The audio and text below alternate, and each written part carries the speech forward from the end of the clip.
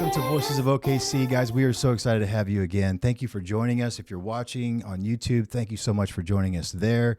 If you're listening on Spotify or Apple, again, thank you so much. Don't forget to subscribe to this podcast. You're going to get a lot of incredible content from some incredible people. And today is no exception to that rule. We are excited to have Toby Brown on the podcast today. Toby Brown is an amazing person. He's been a supporter of City Centers for a long time, and I'm excited to hear more about Toby and honestly just learn more about you, man, and your life and what led you to where you are today, et cetera, et cetera. So let's just get started there, man. Let's learn about Toby Brown, man. So did you grow up in Oklahoma City? I actually was born in Arkansas. Okay. I was born in a small town called Lake Village, raised in a small town called Parkdale, Arkansas.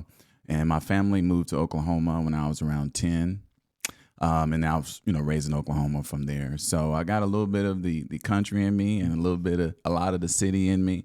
But yeah, Oklahoma is my roots. That's awesome, man. Yeah, I love Oklahoma. I'm a city guy. I've grown up here. I moved away briefly to Minnesota to help with a church plant up there, but came back because, man, I just love Oklahoma, man. Yeah. I love Oklahoma City. I see so many incredible things happening in our city too. Just so much developing. Let's just talk about the Thunder. They are bringing so much attention to Oklahoma City, and it's exciting because that way I think we all get elevated. And so, yeah, I love Oklahoma City. Grew up here myself. Our past may have been a little different then, but hey, we both figured things out. But yeah. So tell me right now. I mean, I'm not going to say tell me what you do because that could last eternity. But no, tell me, what do you currently do for a living right now, and what does that look like for you day to day? I am founder and CEO of the Brown Group, okay, which I started 24 years ago. In our portfolio, we have basically 7 lanes that we're in right now, mm-hmm. 7 verticals. Obviously, real estate is where I started. We're in the fitness space, the spirit space, okay, automotive space, okay, banking, private lending. Wow. So several verticals going on, but overall, the Brown Group is the kind of the corporate arm behind everything. And like I said, I started 24 years ago in the real estate space, and it's turned into this. So tell me what that was like, because I'm fascinated by real estate, and I've gotten into it a little bit here and there, but what did that initial, you getting into the real estate business, what did that look like? Well, I was working actually in corporate America for a company called Avaya. Okay. I don't know if you heard of them, but they make the phone systems and stuff. Them. So account manager there for 8 years. Okay. And, my mom put the bug in my ear that I should try real estate. She was doing some real estate stuff, and she thought I'd be good at it. Yeah. And so I went and got my real estate license and fell in love with it, man, primarily because my first deal I did, my commission check was more than the salary that I was making on the job. And Sure. so the light bulb kind of went off there, and I'm like, this is maybe something real.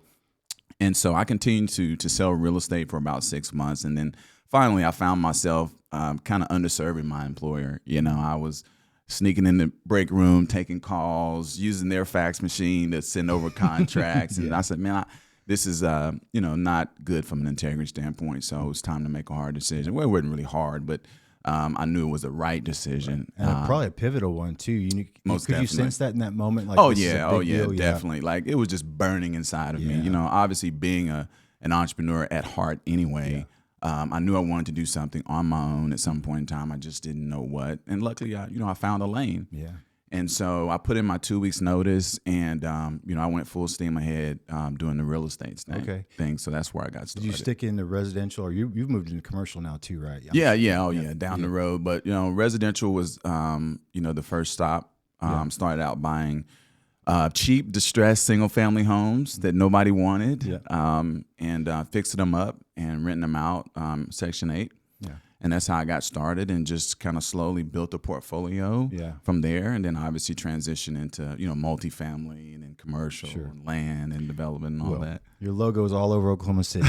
You are definitely a voice of OKC, and that's why we appreciate you. And honestly, I really appreciate the heart you have to be a blessing to other people. You say this every time we talk, I think. You say, man, blessed to be a blessing, Absolutely. And I'm sure, for me, I say little things like that in my head just to continually remind me, like, I have this for that, Absolutely. versus, and I think that, many entrepreneurs, they miss that component of entrepreneurship that has to be about other people. If you build into your business model, which I can see you have, the value of other people, that changes things. I feel like that it does something spiritually too for your business. So I've noticed that, I've seen that you're blessed for a reason, and that's really, really inspiring to watch. So when did the corner turn for you? Like, you were selling real estate, things progress. That was 24 years ago, but there was a pretty significant turn for you. I would assume you have 7 lanes now. Yeah. You had a little lane, when you first started real estate, but you Sure. added some lanes. So what does that look like? Well, I think ultimately it started with the investing side of things. So investing in real estate paid dividends. The grind for probably 7 to 10 years of continuing to buy distressed assets and fixing them up and creating that value. Right. Over time, those assets appreciate, as I'm sure you know. And that's kind of the number one game in real estate. It really is to, they say buy low, sell high. Well, I was a kind of a buy and hold guy. So I wouldn't sell any of my properties. I sell a few here and there, but for the most part, I would keep them. And I noticed the trend here in Oklahoma City. We've always had great appreciation in terms of real estate. Obviously, the city has grown. So as the city grows, the economy grows. As the economy grows, real estate follows right along. So over time, my real estate assets continue to increase in value. And so, what I found, the number one thing that we have in life and business is leverage, right? You're either leveraging yourself, Relationships. you're leveraging relationships, you're leveraging people, or you're leveraging Credit. your assets, Yeah. right? Or your credit. Yeah.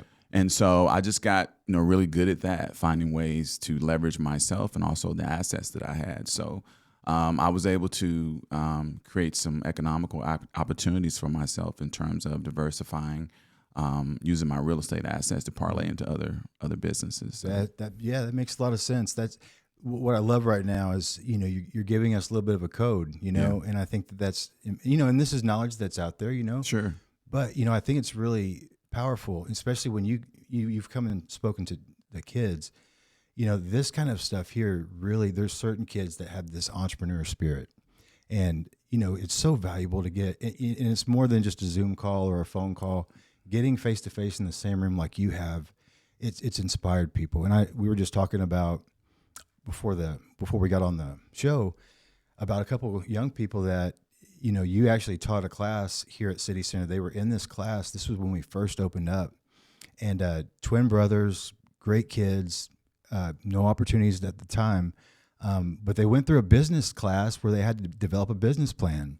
They were inspired by you and some of the words that you spoke.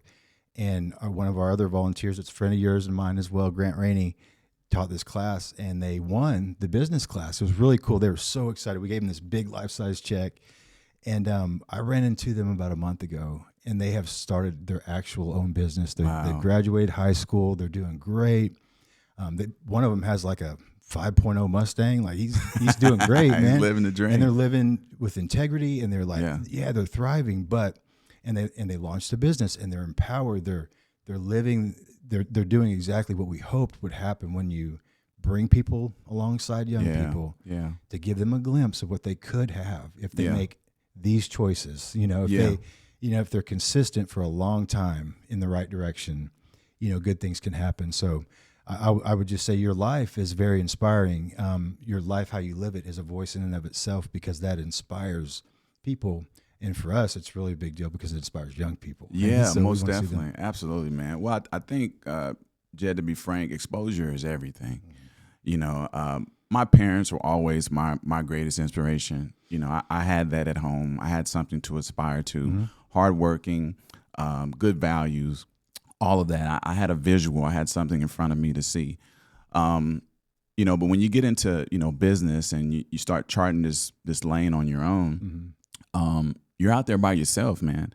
And I remember looking around for, mentors and things like that. And the couple of experiences that I had were not good. Yeah. Nobody wants to give up the game. Well, they don't want to give up the game, and a lot of people who have bad intentions will take advantage of someone that's in a vulnerable situation. And I was taken advantage of early. And so it left a really bad stain in terms of how I viewed mentorship. And I always said to myself, I don't want to be that guy. Yeah. I want to be this guy, right? And so our experiences are really what propels us into doing good things. That's good. And a lot of times those experiences are not good. It's the failures that translate into success. You don't go from success to success. You go from failure to success. Yeah. And a lot of times people don't want to go through that. Right, that process. They don't want to look silly. They don't want to look silly. What's this guy doing? Man, he doesn't know what he's doing. Yeah, and I get it. I was that guy too. But at the same time, if you want to live a purpose-driven life, you have to go through the process. Man, that's good. Because God has a promise for all of us, right? But you can't get to the promise without going through the process. Man, I mean, look at you. I mean, you're doing some amazing things here at the City Center. I mean, I love what you do. I was at your gala a few weeks ago. Thanks for coming to that. That was great. And, I'm looking around. I'm like, damn, Jed, I'm seeing all this money being raised. And I'm like, my man, geez. Like, but to the average person, they could look at you and say, hey, I want to be like Jed. But you don't know what the kitchen looks like. Do you want to go through what you went through to get there? That's right. You've been shot. You've been shot at. I don't know. You maybe shot some folks. I don't know. But if you were to lay that process out to someone, like, oh, I don't know about that. Yeah. Nobody want to go through that. Yeah. But it's unavoidable if you want to, again, get to the promise and live a purpose-driven life, because as you go through the process, you're becoming the person that you need to be to sit right here. Man, right? Isn't that something, man? Isn't that something how God does that?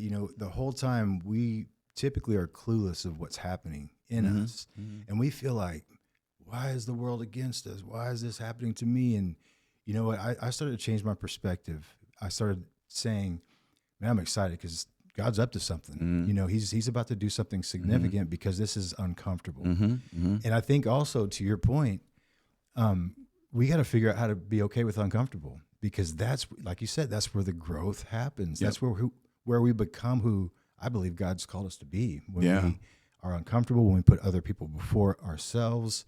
That's why marriage is such a great lesson in that as well, that I've been so blessed to learn. But man, that's such rich knowledge and wisdom. I preach a sermon when I share my story, and I talk about that. The points I talk about are, there's a process, there's perspective that changes in God's promises, and there's forgiveness in His promises as well. But that process is where it gets really tough, because if you think about the children of Israel, and I won't go into the whole story right here, but Jeremiah 29:11 is a great verse that talks about, for I know the plans I have for you, declares the Lord, plans to prosper you, not to harm you, plans to give you hope in the future. And that was a great, man, we typically embrace that scripture, but we need a promise right now. Like, God, this is your promise. I need this right now. But if you look at the whole story, what Jeremiah was talking to the Israelites, and he was telling them right before that, hey, you're going to be in exile for another 47 years. When the false prophet in the chapter before told them that it's going to be 2 years. So when they heard this news, they were like, wait, what? And he goes through the gamut of things that they're going to have to do before they receive the promised land. And that's the process. It's like, oh, when it's laid out to you like that, is the end worth it to you? Is it worth it to you? Honestly, all of God's promises are worth it. You know what I mean? At the end, you'll realize that. But there is that cost that we always count when we feel like, man, we got to put in some work for this. I don't know if this is, but man, I'll tell you, the fruit of it afterwards is incredible. And you can obviously see that in your life. And I know for me too, in different ways, obviously you're on the entrepreneurial side, but in regard to social impact, it's really cool to see how God is willing to use us here at City Center to see that change. So love that, man. Such great wisdom. Really quickly, we're going to take a break, and then we're going to come right back. And I can't wait to hear more from Toby Brown. So be right back. Well, we are back with Toby Brown. Toby, man, it's been great. Oh man, the wisdom you just dropped on us was really good. I think that if we realize there is a process. If we embrace it, if we just say, you know what, God, I surrender to you in your process, the things that will come out of that are pretty amazing. But so I want to actually hear more about, how did you get connected to City Center? I never really even heard that story. Like, what got you connected here? I know Grant was probably a part of that, but yeah, tell me more about that. Well, funny story. Grant actually reached out to a mutual friend of ours. His name is David Darby. I don't know if you know David. I've heard of David, yeah. So David was actually invited to come here and speak, I think from Grant. Okay. And so David called me. That's funny. I hate to squeal on David. I don't know if he's going to see this or not, but David called me. Here. He's like, man, I got invited to, go speak to these kids and everything. He said, man, to be honest, I just don't think I'm a good fit. He said, this is more up your lane. He said, you're a good looking guy, well dressed. I think you can I think you can connect to the kids better than I can. He's an old school banker, kind of simple guy. Not saying that he wouldn't have been able to connect, but nevertheless, he thought that I was a better fit. And I said, sure, man, no problem. Yeah. And that's how it happened. So he gave me Grant's number. I reached out to him, and then just kind of went from there. Awesome, man. And so you came to the center, and so at that time, and we still do this. We have life skills and leadership classes, and we have groups of kids that are really hungry for this. Me personally, I feel like a lot of our kids are missing the soft skills that we were once taught in school. They don't teach very much anymore, and then just basic leadership. Everybody has a circle of influence. Everybody has the ability to lead someone. There's somebody out there who is looking to you, whether you realize it or not. And so we want to get that into kids, because I believe that leadership is very critical to their success. Because when you're a leader, you can make decisions that are independent of what other people are doing, et cetera. It's common sense. But so this leadership class was a big deal. It was a while back, though. Can you recall some of what that experience was like for you? No, I do. Yeah, absolutely. Yeah. I recall. I remember one of the things I asked the kids, what do you want to be? What are your goals? What are your aspirations? What are your dreams? And I remember a lot of the kids in the audience wanted to be professional athletes. Yeah. And, I said, hey, I don't want to kill your dreams. Yeah. I think that's great. I think that's phenomenal. But let's get some more options on the table.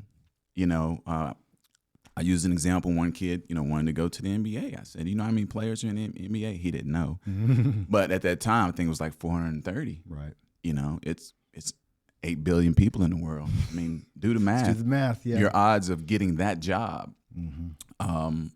So for me, I think it's more aspirational to own a team than to be a player on the court. Yeah. So I said, that's vision right there. Yeah. So let's open this dialogue up. If you don't make it in sports, what's the backup plan? Yeah. And so that was kind of my message. And so I think even through me and my experiences in my life, that ultimately is the shining light that I carry with me. Yeah. It's like, man, look at this guy. I'm not a flashy guy, but I'm proud of what I have because I work for it. Sharp. Yeah. But I want people, especially the younger kids, the younger generation, look at me and say, man, this guy's got a nice life, nice car, nice businesses, I live a pretty good life. Sure. I think it's something to aspire to. I agree. I don't have to play sports to get that, right? I don't have to. The percentage is a little bit higher too for you. A little bit higher, I don't have to do anything illegal to get that. I've been down that path. I've seen a lot, in terms of going down the wrong path. Sure. Had to quickly realize that was not the path. Sure. Yeah. But for me, something that I'm very proud of is to be able to live a life that inspires others. And some of them won't even tell you that they're being inspired, but I know they are. Sure. I mean, how could you not? Yep. You know what I mean? It's that like you. I mean, you're in great shape. I need to talk to you after this to see kind of what you're doing. I appreciate that. But how could you not? You're fit, man. Thanks. I mean, it is what it is. No, whether I like you or not, you're in good shape, dude. Yeah, exactly. You know what I'm saying? 100%. So I know that they see it, whether they acknowledge it or not. And that is gratifying enough to me because I know God has put me in this position, right? And that's what's really cool is when people are curious and they get a little closer and like, oh, you want to really know what the key to my success is? Oh, let me talk to you about Exactly. that. You know, it's God, you know, and without him, none of this would be absolutely possible, you know? And so that's what's really cool about, you know, we can draw people in with certain things, but it's like the good stuff happens when we're face to face and you really want to know for sure, like, no, what really made you successful? I think that's really cool. And that's why I've always tried to lead with authenticity. So I don't want to be that guy that has this nice shiny exterior, right? And then you get up close and you realize that it's not real. Like, oh man, he's this polish that. Yeah. You know, I'm a kind of what you see is what you get. Yep. You know, type of thing. And I think maintaining that authenticity is what has allowed me to continue to grow my brand. Yep. You know, you talked earlier about seeing, you know, my brand and things like that around the city. When people see it, I want them to think authenticity. Yeah. You know, that guy's the real deal. Yeah. You know, I tell you what, man, you know, being authentic, it sounds silly to even say out loud, you know, we should want to be authentic, you know. I do know that, you know, there's been times in my life where I've been ashamed of things, you know, where I've been whatever, and I couldn't be my fully authentic self. And so it wasn't until I could like let go of some of that stuff and then I'll honestly embrace who I am. Mm-hmm. And so it started with this though, for me. I felt like God spoke to me one day and he was, he was like kind of in general, he didn't speak in a loud booming Morgan Freeman voice or anything, but it was more of an impression, you know, like, who are you? And I'm like, well, you know, I'm a pastor. He's like, no, who are you? And he finally drilled down to the idea that you're my son above everything else. And when I remember that, and I really understand what a loving father looks like, that changes how I approach God with everything. He's not a vending machine anymore. He's my dad, you know, he's my father. And he wants what's best for us, you know, so why wouldn't I follow his guidance, you know? And so, I want to lead young people to that too. I want to lead them to the place where they can be confident in their own skin. They can be fully authentic. They can engage in a relationship with God that's very real and true, and be everything that they're supposed to be in this world. So authenticity to me is really huge. And I try to operate like that as well. Myself, I feel like, you know, even with donors at City Center, you know, I could really care less about the money when it comes to it. I love the relationships we have. You know, I love being with like-minded people that they have a different resource than I do. My resource is City Center. Their resource is financial, but we can be partners and we can together see some exponential growth in areas that our city's lacking. And so we do friend raising around here. We don't do fundraising. You know, we want to actually have people that are bought into the mission. And so being authentic, I think, lends to that. People know exactly who you are, where you stand, what you're about. They know, okay, that's what applies in that situation with this person. It does not apply over here. So, no, I think that's really, really powerful. Authenticity is huge. So, what do you see as far as value when it comes to young people coming here to City Center? What do you think the value is there? I know that there's probably a lot of things we could talk about, but I would love to hear, what do you think is really special about City Center for young people? Yeah, well, you talked earlier about your primary goal is to try to teach, especially this generation, soft skills that seem to be fading away. And I think of those skills, the number one skill, at least in my opinion, is people skills, right? 100%. A lot of this generation, I mean, they kind of struggle on how to talk to people. They won't even look you in the eyes. They won't even look you in the eyes, man. Won't shake your hand. Won't reach your hand out to shake. And in life, man, everything happens through people. Everything. I mean, yeah, we're living in this tech world, this AI world, and you know, it's changing how we do a lot of things, no doubt about it. Yeah. But this is not going away. Not going away. Matter of fact, we might be hungry for more of it. Absolutely. Absolutely. And so, as you mentioned about putting the friendships first in terms of your donors or not donors, what'd you call them? Yeah, donors, people that support City Center. Yeah, you know, they're just not donors. You know, you really look at them as people that you have in your network, right, and you want to build with.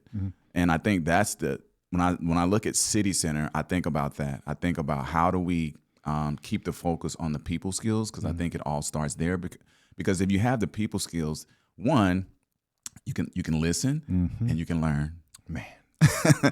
And then hopefully at some point you can teach, because when you teach, you learn. Yeah. They both go together. No doubt. Right. Man. I love And so that. now you have these soldiers out there that are replicating themselves. Right. So everything you teach here is not fading to black. So the young men that you spoke about to start their own business, I'm sure it's your hope that they will come back here one day and they'll be 100%. leading the leadership class and they'll be teaching 100%. somebody how. That's how it's supposed to happen.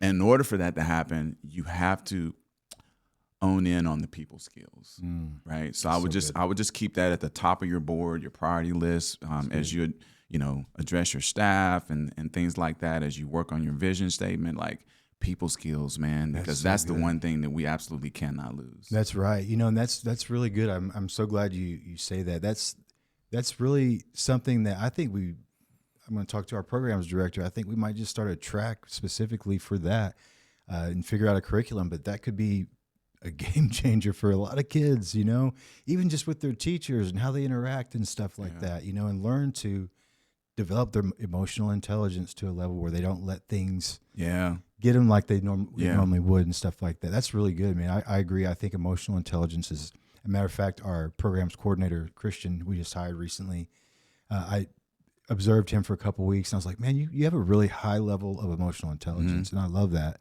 because our boys need that in our program. Yeah. So man, that's really powerful. So many great nuggets of wisdom. And we're just excited about being a part of, working with you, just like we have up to this point. Love that you've invested in our students. We hope to see more of that in regard to just your leadership and, man, your mind. I think that my mind goes 1,000 miles an hour when I hear stories like yours and hear you talk, because these principles are so life-changing. If you just follow them, if you just trust somebody that's been there, done that, is doing it. Absolutely. And you could probably have a different life, maybe not like his, but it could look a lot different than it looks now. Absolutely. And you could feel empowered. You could have, you could create and do some things that you really are passionate about. So my hope and my belief actually is that this podcast will inspire hopefully the young people that watch it, but also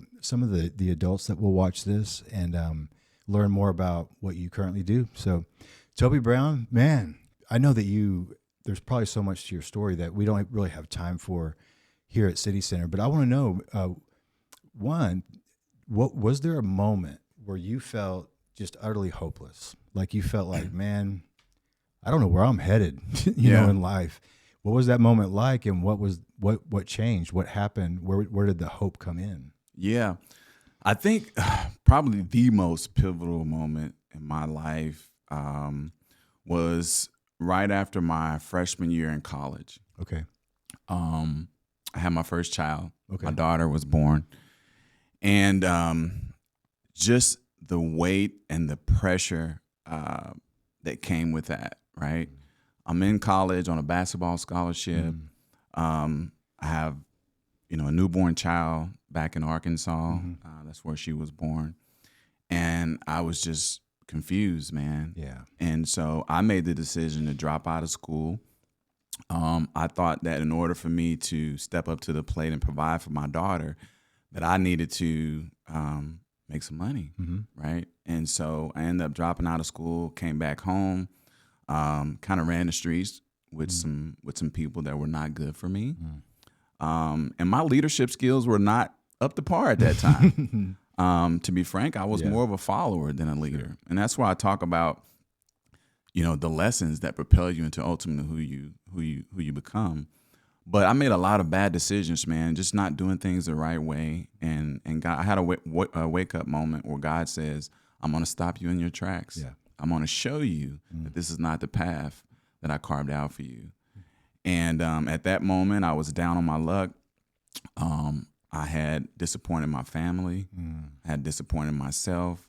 I had dropped out of school. I didn't have a job. Wow. I didn't know kind of what I was going to do, man. And how old were you at the time? I was 19. 19, yeah. Yeah, I was 19. I was hopeless. I was frustrated. I was stressed, just really down on myself. And my old high school friend, which is he was a referee at my basketball games. His name is James Booth.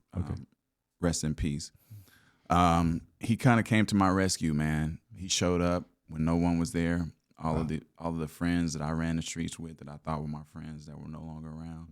He was the only one that showed up besides, my parents. And he said, man, I know this is not who you are. You come from a good family. I'm going to help you get back on your feet. And he did. He was there for me at a very pivotal moment. And, God spoke to me clearly. I had clear instructions. You need to get back in school. You need to get a job, legitimate job. Yeah. Yeah. You need to work, and you need to do right by your family. And that's what I did, man. I enrolled back in school. I got a job at a insurance company. Luckily, God opened that door for me. I got my associate's degree. Eventually got my bachelor's degree. Avaya, the company that I told you I work for, they paid for my graduate school. Got my master's degree. Wow. I was working 3 jobs while going to school, man. And at the end of the day, that became my why, right? I'm never going to let my family down ever again. Every day I wake up, I say to myself, how can I make my family proud? Wow. How can I represent our name in the right way? That is my why. And so when you talk about hope, when you get to a moment or a space of despair, God is always there, right? You have to open your mind and you have to open your heart to let him in. Yeah. And once he shows up, that's when faith has to show up too, right? Because there's a lot of unknowns. You don't know what's around the corner. Yeah. We talked earlier about the process and the promise and the purpose. The challenge with that is that you just don't know what's around the corner. You don't. But you have to have faith. I didn't know what was next for me. But God was with me every step of the way. It was scary too, wasn't it? Oh yeah, it was. Because you were out of control now. Out of control. And I think we are similar in that. Oh yeah, we absolutely. like control. Absolutely, absolutely, Yeah, absolutely. yeah. So, but it strengthened my faith. Yeah. And so, as we pray, a lot of times, as I had to learn, what do we pray for? I pray, God, give me guidance and give me strength. It's always been my number one ask. Yeah. Even when I was a little kid. And I don't think it's ironic that I faced all these challenges, because if you want to get stronger, you're in shape. What do? Got to get uncomfortable and lift some weight. You got to add weight. Got to add it. You're not going to get strong by doing 30 reps with 15 pounds. You got to add weight. And so we don't like resistance. We don't like resistance. We don't like resistance. And I learned early that the comfort zone is where dreams go to die. And I had too many dreams, man. I had too many dreams. And I just knew that I was going to have to be uncomfortable. And so my hope was developed in a space of hopelessness. But God showed up, man. Wow. God showed up. That's good, man. So that was the answer for me. And I think for anyone out there, regardless of what you believe in or who you believe in, you have to open the door for something to come in that's bigger than you. That's good, man. Right? You cannot do it by yourself. That's simple, man. You can't. So hard, but so simple. It's so hard, but it's so simple. Yeah. You can't do it by yourself, man. Yeah. And a lot of times people think, well, I don't have any hope. I don't have anybody supporting me. I don't have a support system. I don't have any family.